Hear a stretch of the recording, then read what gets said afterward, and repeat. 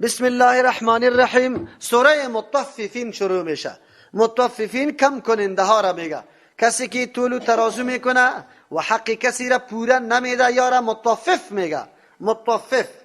این صورت هم موضوع مطففین بیان میکنه. البته تطفیف یا کمی کردن در تمام چیزا میه که تشریحش میکنیم و موضوع مهم است. از او خاطر صورت به نام مطففین یاد کرده. این صورت 86م صورت است در نزول خود که قبل از سوره بقره و بعد از سوره عنکبوت نازل شده. صورت مکی است. از او خاطر تمرکزش سر اینمی مسائل قیامت است، به خاطر که مسائل قیامت رول مهم در تربیت انسان داره. دایی که انسان بعد چی کارایی در دنیا انجام بده، از او خاطر این حالتا بار بار تکرار میشه. خصوصا کسانی که نقصان میکنه، حق کسی را پورا ادا نمیکنه، در مورد از الله تبارک و تعالی اینجا زیاد بحث میکنه. ارتباطی صورت قتی ما قبل اونجا الله زجر داد، تهدید کرد که شما چرا فرفته میشه به کرم الله، لیکن اصلی واقعیت کرم الله نیست. اصلی واقعیت ایست که شما در روز جزا عقیده نداره.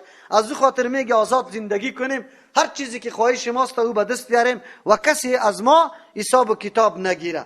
در اینجا الله زجر به ندادن حق به طریق کامل است. کسی که حق پورا تسلیم نمیکنه، اگر حق الله است، اگر حق مخلوق الله زجر میده. چرا؟ خود برای خود نمیخوای که حق کم شوه، اما بر مردم دیگه حق کم میدی. از همون خاطر است که قرآن کریم اینجا یک درس خیلی مؤثر و بلیغ میده. بسم الله الرحمن الرحیم. شروع میکنم به نام الله که به اندازه مهربان نهایت رحم کننده است. ویل للمطففین. بربادی و هلاکت باشه یا وای بر حال او کسایی که کم دهندگان است، کم کنندگان است.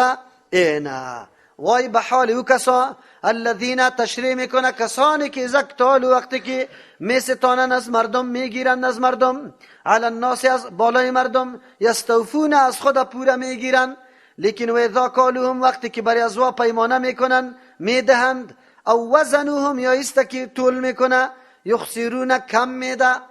وقتی که به مردم دیگه میده کم میده، وقتی از مردم دیگه میگیرن پورا میگیرن. عجیب است. الا یظن، آیا گمان نمیکنه؟ اینجا گمان به معنای باور است. آیا باور نمیکنه اولئک، همی گروه، انهم مبعوثون، که یا زنده کرده میشه در روز قیامت؟ الله اکبر. نکته بسیار تکان دهنده است. در مورد هر گناه، در هر عمل، فقط همی قدر گپ کفایت میکنه. آیا این آدم باور نداره که زنده کرده میشه؟ الله تبارک و تعالی حساب و کتاب قطش میکنه تا کی ظلم، بیدادگری، ناروا، این گناه، این نعوذ بالله تکبر، غرور، این سرکشی، طغیان، تا کی؟ آیا باور نداره که زنده کرده میشه؟ الله در پیش رو قرار میده، سوال از پیش میکنه بندی کی بودی؟ کجا رفته بودی؟ بری تو راهای حق نشان نداده بودیم؟ خو اینجا یک نکته خیلی موثر دیگه است. قرآن همیشه از او تو راهای به انسان وعظ میکنه که بالکل انسان دیگه مجال نداره، مجال نداره که شور بخوره و جواب ارائه بکنه برش. بالکل. چرا؟ به خاطر که وجدان خودت محکمه قرار میده و توسط وجدان خودت تو را ملامت میکنه. چی برات میگه؟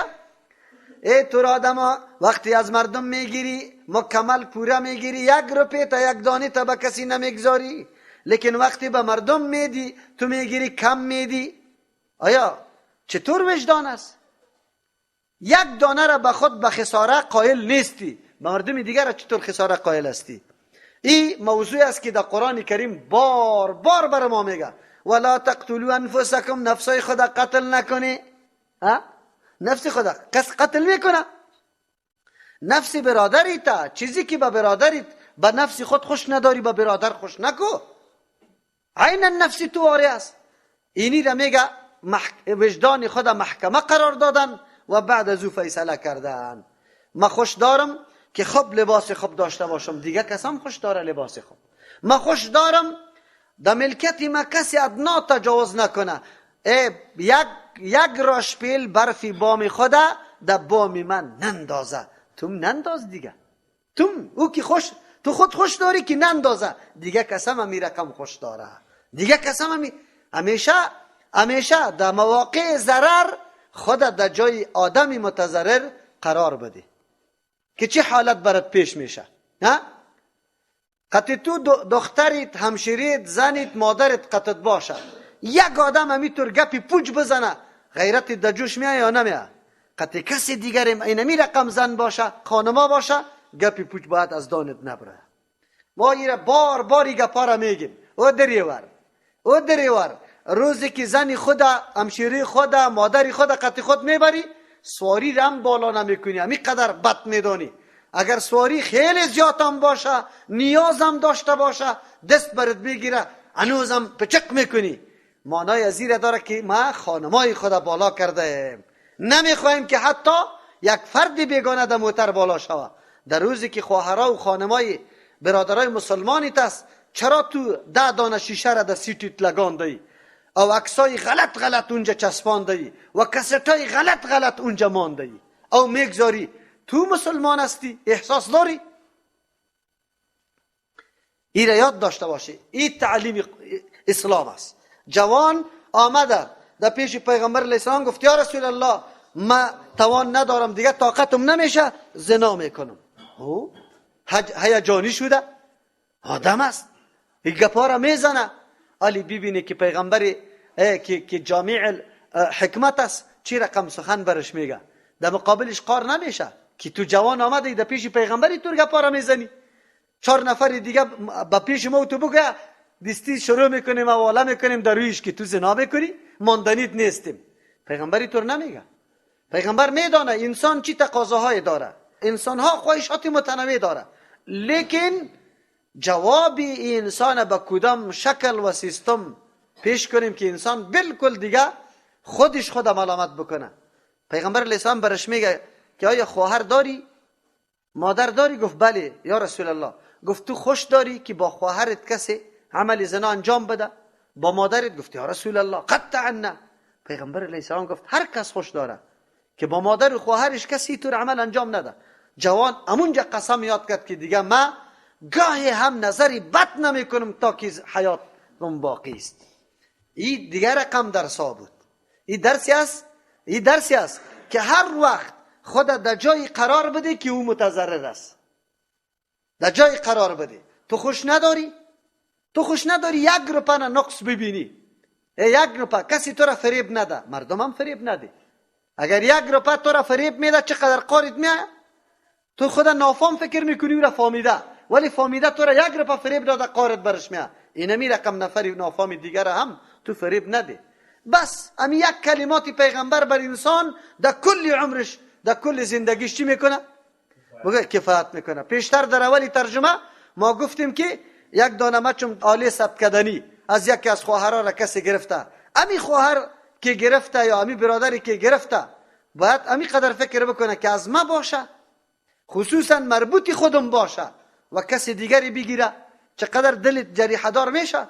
قرآن امی در سال بر ما میگه. چرا الله تبارک و تعالی این نکته را چرا عظیم گرفته که ویل للمطففین، کسایی کم ستان است، فساد در روی زمین منتشر میشه. فساد در روی زمین. چرا فساد منتشر؟ یک نفر کم میده بس فساد منتشر میشه. بله، زمانی که مراجع تو را دید که تو کم میدی، مراجعم در مقابلت کاری دیگه میکنه، او هم باز میگیره خراب برات میاره، چیزی را که مخلوط میسازه که اصل نباشه. امروز کل ساخت و باخت دنیا با می سیستم است یا نه؟ کریتا پس میکنی بالا یک رقم کینوس که پرسان نکو، لیکن وقتی که چپا میکنی سر بطارق میکنی در زیر کینوی است که قطعا خورده نمیشه. زردالو با می سیستم است، سیب با می سیستم است، مکمل آلی خو امی کل کری چوبی دستکه که میبینی روی سعی میکنی که این الف وار مستقیم چوب است. کری را که برات داد بیستانه، وقتی در زمین انداختی در بینش آنقدر کرمی و کج است که هیچ دلت نمیشه که آلی ورداریشه. امی تو رست یا نیست؟ اینی حالت هاست. این حالت ها باعث ازی میشه که هر کس تلاش میکنه که در حق دیگه چی بکنه؟ خیانت بکنه. نعوذ بالله. اینی گپاسته. آلی خویی گپا در حد رسیده که هیچ چیز باقی نمانده. بندل پیسرم که ببینی که در مابینش کدام نمبر بدلا را تیر کرده و نکرده، همون رقم حالت است. اینی گپاسته. کل اعتماد از بین رفته مکمل. اعتماد از بین میره، فساد خود به خود شایع میشه. خود به خود اعتماد که از بین رفت، فساد شایع است. تو نمیتونی اعتماد بکنی. چرا که نعوذ بالله کاری را میکنه که در حق خیانت چشمی تکور میکنه اکثر مردم. امیالی یک دریور امیم صبح که قطعش آمدم گفت مولی صاحب یک کسی را خواب آدمی ورزیده، تلفن برش می آمد گپای کلان کلان میگفت در فلان جای میرم. در بهارستان رسید گفت مرا گفت که امو قطی بوتلی دوارم برام نشان داد که اینم اینجا یک دواخانه است، امی دوار از پیش تو فقط 2 دقیقه اینجا انتظار شو. اصلا خود دیگه جای میرفتیم طرف تیمنی. گفت ما چقدر مسلمان آدم، گفتم خیلی گپ نمیکنه. اون نفر رفت ولی من 1 ساعت استاپ شدم چی نبود. عجیب گپ است، عجیب حالت است. اینا مردم خود به خود فساد. عالی که این گپ شد دریورم میگه نه اول خیر پیسه تا بده، باز بعد از تا شو، بعد از اگر میای اگر نمیای فکر دست اعتماد از بین میره. یعنی حالت هست یکی به دیگه هوشیار میشه. باز این هوشیاری سبب بدبختی مردم است. چی رقم هوشیاری است؟ هوشیاری برای جیب زدن میشه که من از این چی رقم بپرانم، او از این چی رقم بپرانه. قرآن کریم در اینجا هلاکت بیان کرده. خود تطفیف تنها در این مسئله طول نیست. اینجا در مطففین تمام احکام الله امانت است. ما باید او را پورا ادا کنیم. در نماز که ادنا خیانت کردیم تطفیف کردیم. در جماعت نماز نخواندی تطفیف کردی. با وجه درست نخواندی، رعایت سنت نکردی، رعایت خشوع نکردی، تطفیف کردی. در حقوق الله هم تطفیف میاد، در حقوق بندگان الله هم چی میاد؟ تطفیف میاد. از همون خاطر در هر چیزی که در ذمت واجب است که او را بپردازی، اگر به مو کیفیت، به مو صفات، به مو شرایط او را ادا نمیکنی، اون را به نام چی یاد میکنه؟ بگه تطفیف یاد میکنه. و این آیت شامل کلی ازوا میشه. الله تبارک و تعالی در این جمعی گپ میگه. در یک حدیثی که پیغمبر علیه الصلاه و السلام میفرمه 5 چیز میگه در مقابل 5 چیز حتما واقع شدنی است. اگر کسی زمانی که حکومت نقض تعهدات بکنه، تعهدات خود پوره نمیکنه، وفا سرش نمیکنه، الله دشمن سرش چی غالب میسازه، تسلط دشمن سرش ثابت میکنه. دوم چیز پیغمبر علیه السلام گفته اگر عمل به قانون الله نکنیم، فیصله را به قانون الله نکنیم، یعنی کتاب الله و سنت رسول الله را حکم قرار ندیم، میگه فقر و احتیاجی مردم زیاد میشه. سوم چیز پیغمبر علیه السلام گفته اگر بی حیایی و زنا زیاد شوه، دیگه در اونجا امراض و بایی یعنی که هلاک کننده است او خیلی زیاد میشه. چهارم چیز کسی که در پیمانه و دینمی طول کمی میکنه، الله تبارک و تعالی میگه قحط مسلط میکنه. پنجمش هم کسی که زکات ادا نمیکنه، پیغمبر علیه السلام میگه که بارانا را دیگه الله منع میکنه که برای این مردم راحت نباشه. این 5 چیز در حدیث هم به این سیستم گفته. خود جواب کلی همی گناه ها چیست؟ الا یظن اولئک، یا باور نمیکنه اولئک اینمی گروه انهم مبعوثون، کیا زنده کرده میشوند پیش الله تبارک و تعالی. چطور حق خدا پورا گرفته رایی بودی و حق مردم تو کم میدادی. البته اینجا حق پورا گرفتن گناه نیست، یعنی این را به خاطر عزیز ذکر کرد که حق خدا پورا میگیری اما از دیگر پورا نمیدی. این به مقایسه ازی پورا ندادن قابل مذمت است که الله ای را بیان کرده. لیوم عظیم، در روزی که خیلی بزرگ است. یوم یقوم الناس، در روزی که استاده میشوند مردم. لرب العالمین، در پیش پروردگار مالک متصرف کل مخلوقات. اونجا استاد میشی، الله از پیشت سوال میکنه. کلا نیست، هرگز گمان نشوه.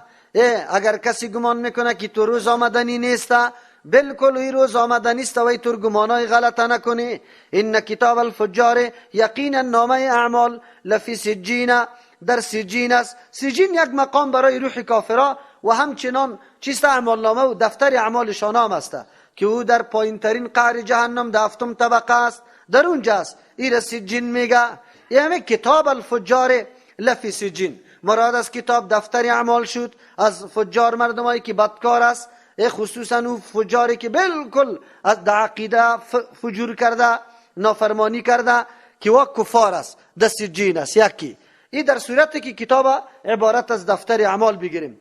لیکن مراد از کتاب الفجار، کتاب به معنای حکم و فیصله بعضی مفسرین گرفته. این کتاب الفجار، یقینا فیصله و حکم کسانی که در مورد فجار صادر شده، لفی سجین، و در سجین است، تا ترین طبقه جهنم، یعنی جایی که در اونجا عذاب الله است.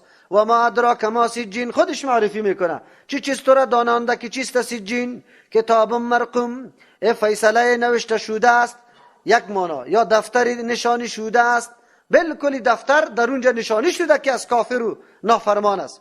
ویل یومئذ للمکذبین، بربادی و هلاکت باشد این روز برای کسانی که تکذیب کرده بودند. همچو حالتا را، همچو روزا را در موردش تیاری و آمادگی نگرفته بودند، بلکه خلاف کارا کرده بودند. الذین مردمان یکذبون بیوم الدین، که تکذیب میکردن روزی جزا را. خدا آزاد میپنداشتن که ما هیچ کسی از پیش ما حساب و کتاب نمیگیره، از امو خاطر هر قسم اعمال ناشایسته را در دنیا انجام میداد. از اون معلوم میشه اصل عامل تمام کارهای بدبخت و کارهای غلط امیسته که انسان خدا در مورد محاسبه قرار نمیده، فکر میکنه قطمه حساب و کتاب نمیشه. و ما یکذب به، تکذیب نمیکنه این روزی جزا را، الا کل معتد، مگر هر تجاوزگر، اثیم که مکمل گناهگار است. معتد است، تجاوز بالای حقوق مردم میکنه، اثیم گناهگار در حقوق الله. دو ترجمه، کل معتد هر تجاوزگر، اثیم و کسایی که خواهشات خدا بند نمیکنه، کنترل نمیکنه. اثیم که روح گناه را داره. روح گناهگار چطور داره؟ فکر میکنه که ما بالکل سر ما حساب و کتاب زنده شدن نیست، از او خاطر دنبال هوا و هوس خود میگرده. اذا تطلع علیه آیاتنا، وقتی که تلاوت کرده میشه بالایشان دلایل بحث بعد الموت، زنده شدن، حساب و کتاب، قال میگه اساطیر الاولین، سخنای اساطیر، اسطوره ها، قصه های مردم های سابقه است. بنیاد نداره، اساس نداره، سابقا هم میتور گفته بود. این سخنی است که در هر زمان به پیغمبرها همینطور میگه. پدر و مادرم که به اولاد خود نصیحت میکنه که بخی نماز بخوان که باز جهنم در پیشیت است، بعد اولادش چی میگه؟ این قصه های سابقه است، کونه فکر است، اونو طور گپا میگفت. کلا نه چونین نیست که مردم ها در ای آیات ما الله میگه شک میکنه، نعوذ بالله شبهه میکنه، او در کثرت گناه ها رو آورده، نعوذ بالله. کلا ای طور نیست، بل ران علی قلوبهم، اصلی سخنی است که زنگ بسته، علی قلوبهم بالای دلهایشان. امو استعدادی که برای قبول کردن حق بود امو از بین رفته، امو صفایی مکمل زنگ گرفته، فاسد شده. ما کانو آن چیزی را یکسبونه که یا کسب میکنه. قرآن چقدر نقطه دقیق بیان میکنه. اصلی گپ که یا اینطور گپا را، نصیحت ها را، چیزایی که آیات بیدار کننده قرآن کریم اساطیر الاولین میگه، به خاطر ازی میگه که ما آزاد باشیم، کسی ما را ملامت نکنه، بگویه که حساب و کتاب نیست، اینمی دنیاست هر چیزی که ما میکنیم. خو الله میگه اصل گپی طور نیست، بلکه قلبشان زنگ گرفته. زنگ در چیزای نفیس قیمت بها میچسبه، تا ای که او چیز مکمل فاسد میکنه، اهمیتش از بین میبره. انسان الله تبارک و تعالی قابلیت داده، استعداد داده، قلب صفا داده. از همون خاطر وقتی که با آیات قرآن گوش نگیره، او زنگ گرفته تا ای که خودی از او را مکمل فاسد میکنه، که فاسد کرد باز گناه را ثواب میدانه، سری از او فخر میکنه، او را به بسیار دلاوری و جرأت انجام میده. دنیای کفر همینطور شده. اونجا همین مفاسد نعوذ بالله اخلاقی در حد رسیده که او را چی میکنن؟ در تلویزیونا فیلمایش میگیره و کارهای غلطه در اونمو سرحد میرسه که او را گناه نمیشماره، او را فساد اخلاقی نمیگه، او را بگه نقطه پیشرفت و ترقی خود میداره. امروز دنیای غرب در فحاشی و عیاشی خود در حد رسیده که با حیوانات نکاح میشه، او را به فیلمگیری میکنه و توزیع میکنه. اونمو گپی است، اونمو نقطه است که سر قلبشان زنگ آمده، آلی امو گناه را و ثواب و عمل خوب میدانه. انسان در این نقطه که برسه، باز دیگه هیچ راهی برای فهمی از او و هیچ راهی برای توبه و از او باقی نمیمانه. از امو خاطر است یک حدیث پیغمبر علیه السلام میفرمه انسان که وقتی گناه بکنه یک نقطه سیاه در قلبش مانده میشه. یعنی پیغمبر علیه السلام تشبیه میده که در وجود انسان یک قوتی است، یک چیزی که مثل سفید واری است موجود است. اونمو چیزی سفید در وجودی تو یکی از جمله ذرایع پذیرش پند و نصیحت و گپا است. زمانی که کسی گناه میکنه یک نقطه سیاه در اونجا پیدا میشه، اگر توبه کردی امو داغ سیاه از بین میره، اگر نکردی او مثل زنگی که دا این چسبیده اینمی رقم میچسبه. باز که دیگه گناه کردی زیاد شده در سرحد میرسی که امو سفیدی مکمل از بین میره، یعنی مکمل او را زنگ میگیره. اینی حالتی ختم برش میگیم که ختم الله علی قلوبهم. تبع در قرآن کریم هم برش گفته شده یکی و فتوبع علی قلوبهم، مهر مانده شده. انسان الله زوال امی استعداد داده که در یک وقت نه در یک وقت خامخا پند میپذیره، دلیل تفکر میکنه و گناه برش بسیار چیزی منفور معلوم میشه. اما انسان وقتی گناه ها را عادت شوه در سر حد میرسه که گناه برش نفرت، هیچ از گناه نفرت نداره، بلکه او را اصلی کار میدانه و او را دفاع از پیش میکنه و او را کاری خوب میگه. از امو خاطر است که حالی گناه های کمی عام میشه مردم او را گناه نمیدانه. موسیقی عام است مردم برش گناه میگه. در مجلس توی کلگی امی متقیا نشسته می باشه، ساز شروع می باشه، هیچی را گناه نمیدانه. در موتر بالا میشی گناه نمیدانه، در هتل بالا میشی گناه نمیدانه. چرا؟ عام است. امروز سود هم همی قسم عام شده، مردمی را گناه بگه نمیدانه. بی حیایی و عیاشی عام شده، مردم برش چی نمیگه؟ گناه نمیگه. قمار عام شده، مردم برش بگه گناه نمیگه. ترکدن نماز عام شده، مردم برش گناه نمیگه. از همون خاطر اینمی اعمال ناشایسته در یک زمانی بود که مردم از پیش نفرت میکرد، آلی را افتخار میدانه نمیدانه. یک روز تبدیل میشه، از این دفاع میکنه. یک مثال براتون میگم. بی حجابی آلی عام شده. اگر در یک منطقه دیهات بره، اگر یک دختر یک پتلون پوشید، با سعی میکنه که چقدر در اونجا او در او قریه زندگی میتونه یا نمیتونه. لیکن در کابل آلی در سرحد رسیده که نه، اگر دختری کسی در توی رفت و خوب لباس نیمکوله نداشت و هیچ قدر و قیمت نداره. در کجا بدل شده میگه پا؟ به چی تبدیل شد؟ به می تبدیل شده یا نشده؟ که ایره مایه ترقی و مایه پیشرفت و مایه افتخار خود میدانه، او خود کلان میتراشه. اینمی بدبختی هاست. گناه همینطور حالت سر انسان میاره که از اول تو نفرت قطعش میکنی، خو یک کمی که داش عمل کردی داخل شدی، بازی را کم کم کم کم در سرحد تو را میرسانه که از همین گناه خود دفاع هم میکنی. امروز جنایت های دنیای غرب ببینی در مقابل ممالک مستضعف امو گناه های خود توجیه میکنه یا نه؟ او را اصل عدالت میپنداره. امروز در افغانستان بمبارد عدالت است. امروز در افغانستان مردم کشتن ای چی است؟ بگه دفاع از حقوق بشر است. چرا گناه را باز گناه نمیگه؟ قرآن امی گپا را برای ما گفته رویسته اینجا. بل کلا نیست ایتر بل ران علی قلوبهم، بلکه زنگ بسته بالای دلایشان ما آن چیزی را کانو که بودن یک سیبون او را کسب میکردن. اعمال ناشایسته از یا زنگ سری قلبی از یا بسته کرده، قلبی از یا آماده پذیرشی هیچ نوع نصیحت و پند نیست. کلا نیستی ترگب، یعنی گمان نکنه که تو روز آمدنی نیست. انهم عن ربهم یومئذ، یقینا مردم از پروردگارشان یومئذ در تو روز لمحجوبون، در پرده هستن. کلا نه طور نیست که مردم گمان داره گناه ها را مسلسل کرده رایستن، میگن که باز خاص نیست یا این گناه ها مایه افتخاری ماست.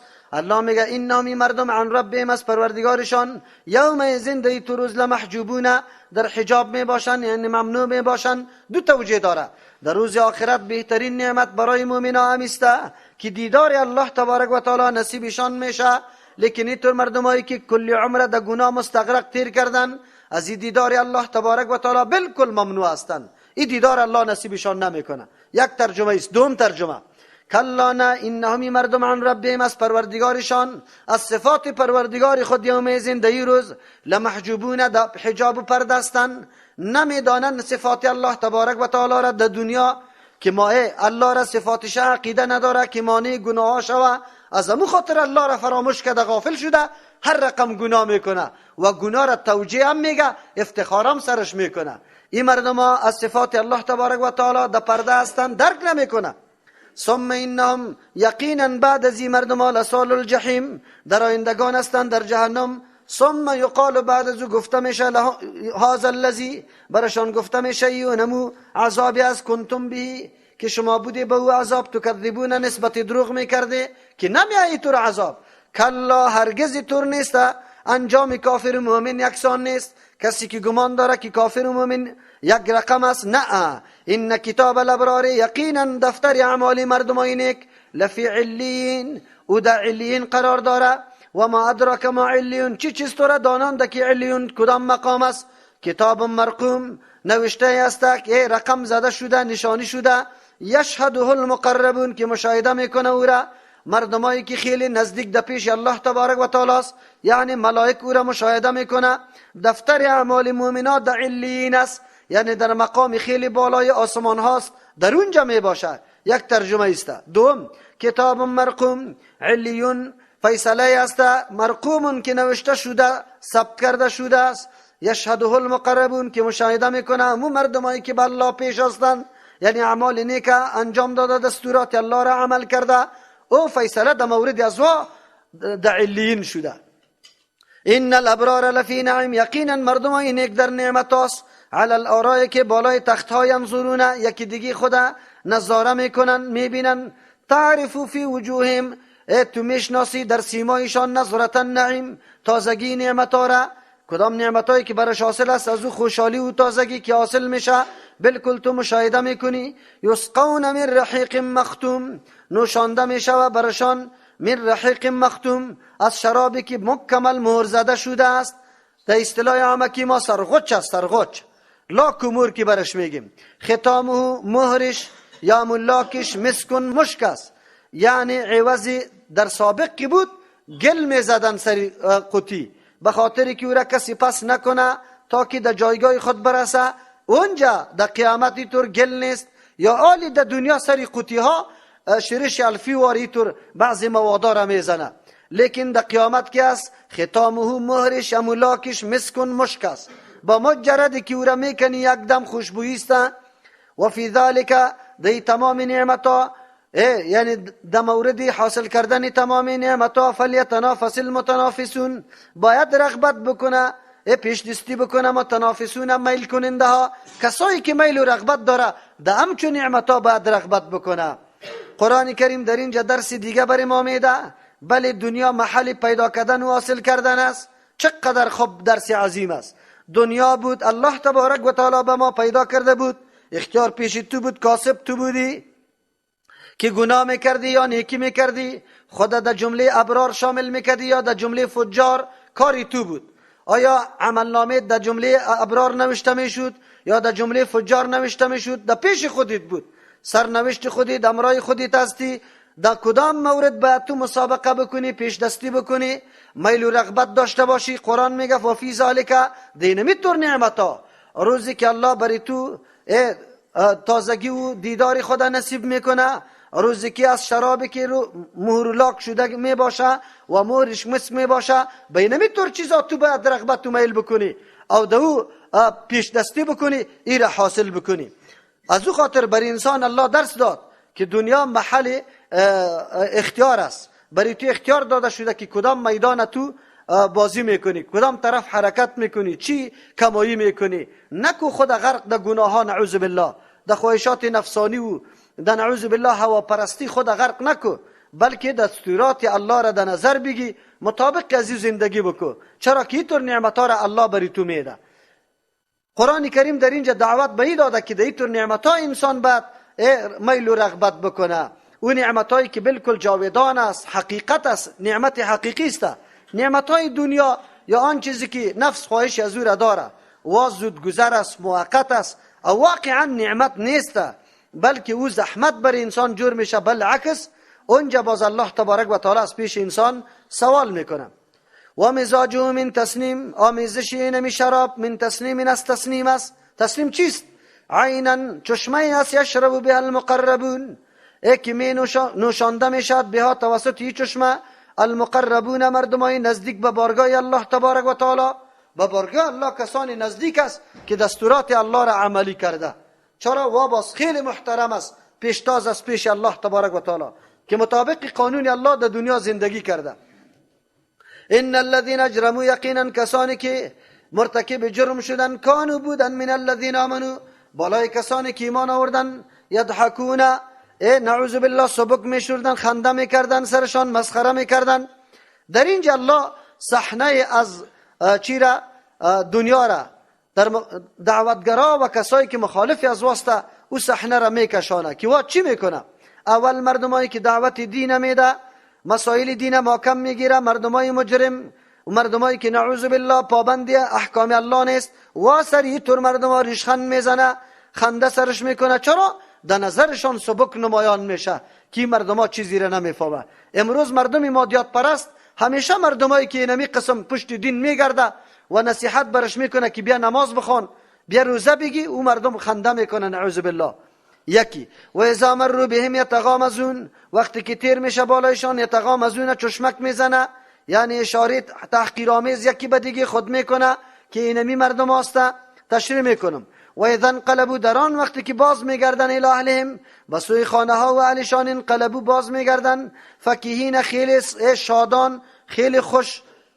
و اذا رأوهم، وقتی که میبینه مسلمانا را، دعوتگرا را، قول میگه ان هؤلاء لضالون، این مردم ها خیلی گمراه هستن. الله میگه و ما ارسلوا علیهم حافظین، فرستادن نشده علیهم بالای مؤمنا حافظین، که یا نگهبانی بکنه این مؤمنا را که کدام عمل میکنه یا کدام نمیکنه، یا را چی بودن. این مردم ها خود دنیای کارا را کرد. فالیوم الذین آمنوا، پس امروز کسانی که مؤمن هستند، من الکفار، بالای کفار، یضحکون، خنده میکنه. الله انتقام میگیره در روز قیامت که همون حالاتی را کفار بالای مؤمنا کرده، اونجا مؤمنا الله تبارک و تعالی برش موقع میده که بالای کفار همین قسم خنده بکنه. در اینجا الله تبارک و تعالی برنامه دعوتگرا را امرای مخالفین ذکر میکنه. مخالفین چی میکنه در مقابل دعوتگرا؟ دعوتگر همیشه خیلی دلسوز است، حالات از واره مشاهده میکنه، بسیار دلش تنگ میشه که اینی برادری ما نعوذ بالله هلاک میشه، اگر اینمی کارا را ادامه بده این شاید انجامش خوب نباشه. مثل که آل شما بسیار دلسوزی داره که امی امت عقیده توحید الله را بشناسه، به خاطری که یک روز از دنیا میره و امی عقیده غلط داشته باشه. شرکی طور عقیده است که کل اعمال نیکش از بین میبره، آینده هم شفاعت برشان نصیب نمیشه. از امو خاطر کلانترین بدبختی برای یک انسان امیسته که از دنیا در حالت شرک بمانه. از ما تلاش ما اینمی به می خاطر است که مسلمانای ما عقیده توحید الله را خوب یاد بگیره و اینطور نشوه که نعوذ بالله سبب بدبختیشان شود دمی عقیده شرک بره. اینی قسم احساس هر دعوتگر در هر زمان داره، تلاش میکنه برادر مسلمان خدا از اونمو حالتی که مشاهده کرده که یک تیکه جهنم است، از امو حالت بکشانه. لیکن او در مقابل نه تنها که گپیش نمیپذیره بلکه ریشخندام میزنه.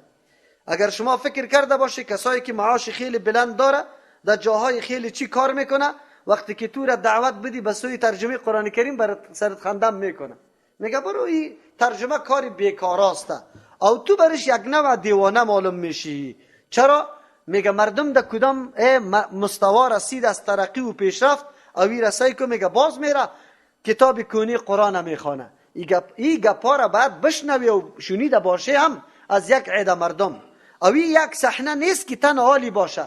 در طول تاریخ که انبیاء علیهم السلام آمده در مقابل مخلصین و مؤمنای امیر انبیاء علیهم السلام مردم مخالف ابی گپا را گفته. اول گپشان خنده است، ریشخند زدن است. البته اینجا چرا خنده میکنه و ریشخند میزنه؟ تو را در حالت ضعف دیده، نو آغاز دعوتی است، مردم قطعت یک جای استاد نیست، تو بسیار کمتوان معلوم میشی، از او خاطر ای را به باد مسخره میگیره، امی دعوتی تو را هم ناچیز میدانه، مثل که هیچ اهمیت برش نمیده که چی آدم است، کی پیدا شده، یک خنده میکنه. پس آنتر که یک چند نفر قطعی تو گروپ وارد جور شوه، مردم نظریه تو را بپذیره، باز بعد از دوی مردم از یک مرحله در مرحله دیگه میره. و اذا مروا بهم یتغامزون، که تیر میشن آلی چشمک میزنه. دل و جماعت شما را که وقتی تیر میشن یکی در دیگه خود اینطور میکنه، اموسته. آلی شما کسایی که عقیده توحید پذیرفته و مردم دعوت به سوی عقیده توحید میده، عمل به سنت رسول الله میکنه، در مجلسا که تیر میشه امی مردم چی میگه؟ امواس آمده؟ نه، مراد از پیش چیست؟ به اصطلاح از یا وهابی، الکی وهابی است. حالا که شما هیچ وهابی را نمیشناسی، محمد ابن عبدالوهاب کی بود، نه تنظیمش هم میشناسی، کلی رابطه تان با قرآن با حدیث پیغمبر است، خوی مردم چشمک میزنه، اشاره میکنه. منظورشان از چشمک زدن شما را حقیر شمردن است. کی رسایی که یاره یا طایفه خیلی حقیر است، بدبخت است، رفته. باز یکی دیگه خدا میگه افسوس افسوس، این بیادری ما رسایی که این قدر خوب آدم بود، حالی رفته و آبی شده. سابق قطمه و شما باز چی میگه؟ در قیتبازی قطمه نبود، در مجلس نبود، دو مجلس ساز، ایالی رفته مسجد ما کم گرفته. اینی ده طعنه میگه. این ده دوم مرحله است که کم مردم از امی طایفه پیدا شده. سوم مرحله ایسته و اذا انقلبوا الى اهلهم انقلبوا فکهین. سوم مرحله مرحله کمکی برخورد است. این مرحله برخورد که تو شما را ببینه که چند نفر روان است، یک دم به پیشتان استاد میشه. شما کجا رفته بودی؟ شما چی نظریه میکنی؟ چرا به اتفاقی را انداخته؟ چرا اینطور است؟ مردم تحریک میکنه سرطان. وقتی که تحریک کرد، شما خو اینجا هر کس سرطان چی میکنه؟ چشما را میکشه. بسیار بیکس و بیکوی معلوم میشی، خصوصا در مسجد.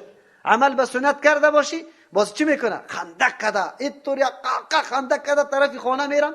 خب نکدیم شه، دگیری مردم دادیم شه، برای حالی دیگه اینطور شوه که پرسان نکو. بسیار خوش میباشن، به خاطر ازی خوش میباشن، نعوذ بالله، به خاطر ازی که آبروی تو را ریختانده یا خوشحالی را به آبروریزی مسلمان میکنه.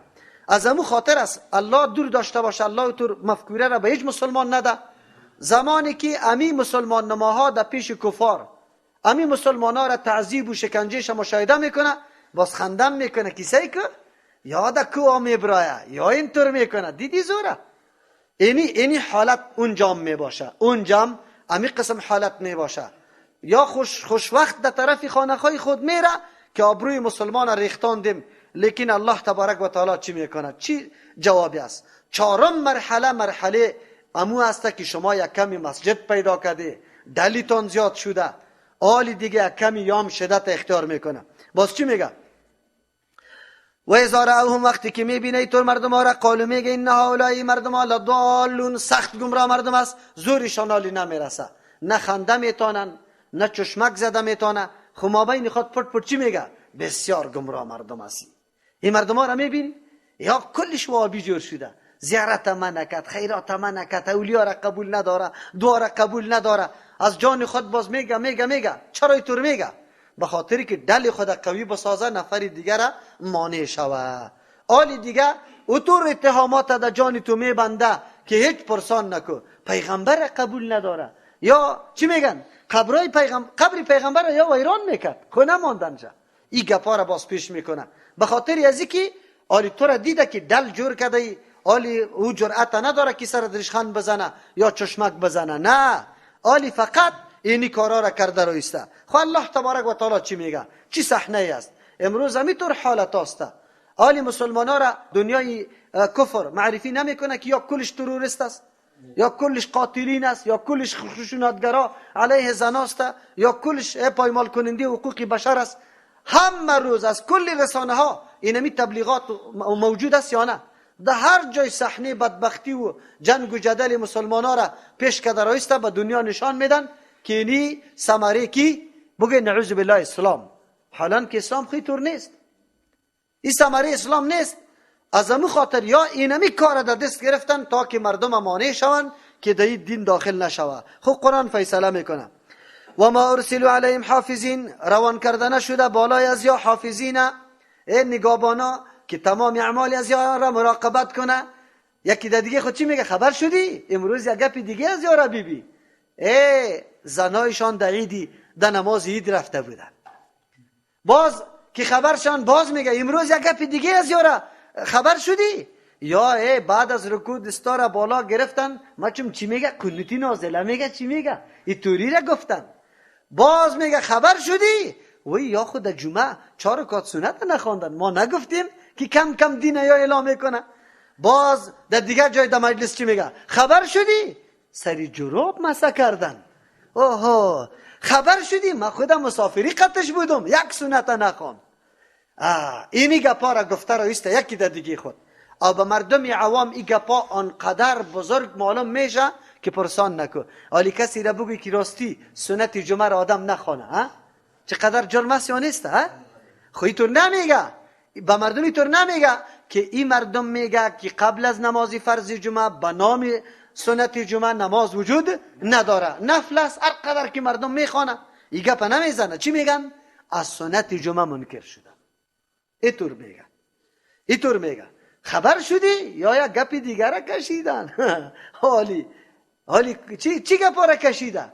میگن که میلاد نیست، تو سعی کن یک روز داریم، همین یک روزی که پیغمبر تولد، همین تو بگو پیغمبر تولد شده خوشی کنیم یا نه؟ و باز میگه چرا نه؟ اینی مردم قبول نداره. اینا نمیگن اصلی واقعیت را. قرآن چی میگه؟ و ما ارسلوا علیهم حافظین، روان کردن شدن مردم بالای همین مومنای واقعی حافظین، نگابانا، یکی مراقبت کنه اعمال از یاره که ایره اینطور کرد اینطور خو نشده بودن. خو یا متوجه شماست، باز اصل حقیقت نمیگه، عکسی از او را بیان میکنه. فالیوم الذین آمنوا، امروز مؤمنا من الکفار، بالای کفار، یضحکون، خنده میکنه. یا بودن که دنیا را محکم گرفته بودن، میگفتن همین نظام است، همین قدرت و قوت است و اینمی چیز است که به درد میخوره، لیکن اونجا میبینه که طرف جهنم روان است. الله میفرماید علی الارائک ینظرون، این مؤمنا بالای تختا بالکل یکی دیگر را میبینن، باز روی خوشی بحث میکنن، مجلس میکنن. هل ثوب الکفار، در بین خود میگن هل ثوب الکفار، آیا جزا داده شده به کفار ما از او اعمالی که کانو بودن یفعلون، که انجام میدادن؟ یکی از دیگه خود مؤمنا سوال میکنه که آیا نتیجه اعمال خود دیدن یا نه؟ باز مؤمنا اونجا باز گفته میشه که بله، سعی کن نظر کو طرفی کی جهنم که چه حالت است. یک ترجمه. دوم ترجمه هل ثوب الکفار، آیا جزا داده شد. اینجا آیا باز نه، حل به معنای قد است. قد ثوب الکفار، یقینا جزا داده شده به کفار ما در مقابل آن چیزی که کانو بودن یفعلون، انجام میدادن در دنیا در مقابل مؤمنا که یار حقیر میشمردن، نعوذ بالله. اونجا الله انتقام میگیره از یا عذاب الله تبارک و تعالی را برشان نصیب میکنه که یا این کارا را کرده. سبحان ربك رب العزة عما يصفون وسلام على المرسلين والحمد لله رب العالمين. اللهم ربنا آتنا في الدنيا حسنة وفي الآخرة حسنة صلى الله تعالى على خير خلقه محمد وآله وسلم. دعا بکنی که الله تبارک و تعالی مشکلات همه مسلمانان را حل بسازه. بسیار دوستا تقاضای دعا کرده الله مشکلات همه گیر حل بکنه. پروردگار مجاهدین مسلمان در هر جای کامیاب بسازه، دشمنایشان الله مقهور و مغلوب و رسوا و شرمنده بگردانه. مریضای مسلمانان را الله شفا بده، بندیای مسلمانان را الله آزاد کنه. الله تبارک و تعالی مرده های مسلمانان را مغفرت نصیب بکنه. الله ما و شما را توفیق خدمت دین نصیب بکنه. از هر قسم انحراف و بدبختی الله ما را نجات بده. در افغانستان دعا کنی که الله تبارک و تعالی مشکلات را دور بسازه. این صحنه تحکیم احکام الله تبارک و تعالی و نافذ کنه، جای نافذ شدن احکام الله تبارک و تعالی بگردانه. الله بدبختی های نفاق و شقاق از بین ببره. محبت و صمیمیت الله در قلب کل مردم مسلمان، خصوصا در مردم افغانستان نصیب بکنه. الله راه کتاب الله و سنت رسول الله را به طریق دائم نصیب ما بگردانه. ربنا تقبل منا انك انت السميع العليم.